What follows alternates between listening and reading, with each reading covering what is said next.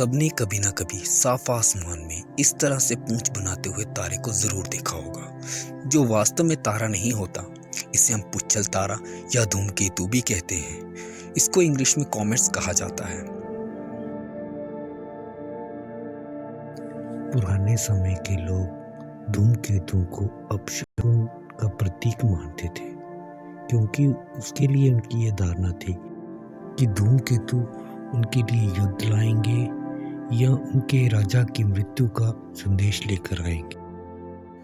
दोस्तों, 15वीं शताब्दी में जब भी धूमकेतुओं को देखा गया तो इसको युद्ध के साथ जोड़ा गया या उस देश के राजा के मरण के साथ भी जोड़ा गया, और कुछ देशों ने इसे भुखमरी या बेरोजगारी से भी जोड़ा, लेकिन उनका ये सोचना सरासर गलत था। आजकल की बदलती टेक्नोलॉजी और एस्ट्रोनॉमर की खोजों की सहायता से हमारे इस अंधविश्वास को मिथ्या साबित कर दिया है। आइए जानते हैं कि धूमकेतु क्या है, कैसे बनते हैं और ये किस प्रकार सूर्य की परिक्रमा करते हैं।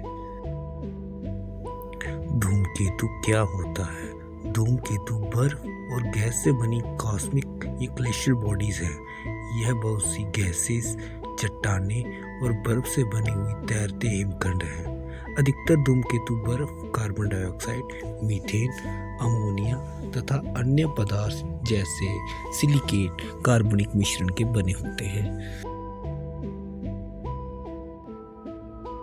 यह ग्रहों के समान ही एक एलिप्टिकल ऑर्बिट में सूरज के चक्कर लगाते हैं। छोटे पथ वाले धूमकेतु सूर्य की परिक्रमा एक अंडाकार पथ में लगाते हैं। परिक्रमा करते हुए धूमकेतु जब अंतिम छोर पर होते हैं तो इनकी गति बहुत कम होती है और एक निश्चित दूरी से यह सूरज की तरफ गिरना शुरू करते हैं और यह फ्री फॉल कई वर्षों तक चलता है। जैसे ही धूमकेतु सूरज के करीब पहुंचता है, इसकी जमी हुई बर्फ पिघलना शुरू हो जाती है और एक लंबी चमकदार पूंछ का आकार ले लेती है, और जैसे ही यह परिक्रमा करके वापस लौटती है तो इसकी बर्फ पिघलना कम हो जाती है और इसकी पूंछ की लंबाई भी घटती जाती है। धूमकेतु के 3 मुख्य भाग होते हैं: नाभि, कोमा और पूंछ। नाभि या न्यूक्लियस यह केंद्र का भाग होता है जिसके अंदर बर्फ और गैस आई होती है।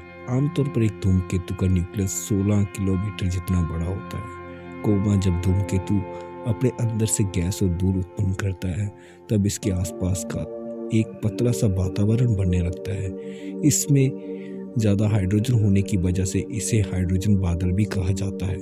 सूर्य की गर्मी से पिघलती हुई बर्फ धूमकेतु के पीछे एक लंबी और चमकदार पूंछ का निर्माण करती है। पूंछ गैस से मिलकर बनी होती है। सूर्य के सोलर विंड के विद्युत कण जब इस पर पड़ते हैं तब यह आयनाइज्ड हो जाती है और बहुत ज़्यादा चमकने लगती है।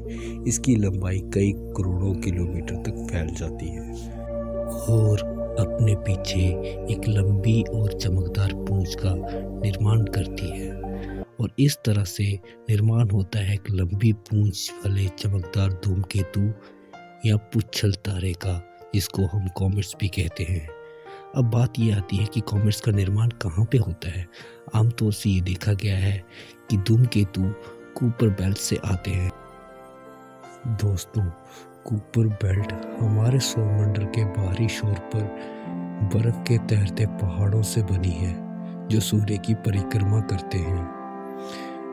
आमतौर पर यह देखा गया है कि बहुत सारे धूमकेतु कूपर बेल्ट से ही आए जाते हैं, लेकिन कुछ लंबे पथ वाले धूमकेतु वुड क्लाउड से भी आते हैं, जो कूपर बेल्ट के बाहरी छोर पर पाया जाता है और हमारे सौरमंडल के लिए एक एनवेलप की तरह काम करता है। दोस्तों, ये जानकारी आपको कैसे लगी, इसके बारे में अपनी राय जरूर दीजिए। और अगर वीडियो अच्छी लगी हो तो इसको लाइक और शेयर कर दीजिए, और ऐसी न्यू वीडियो देखने के लिए चैनल को सब्सक्राइब कर दीजिए।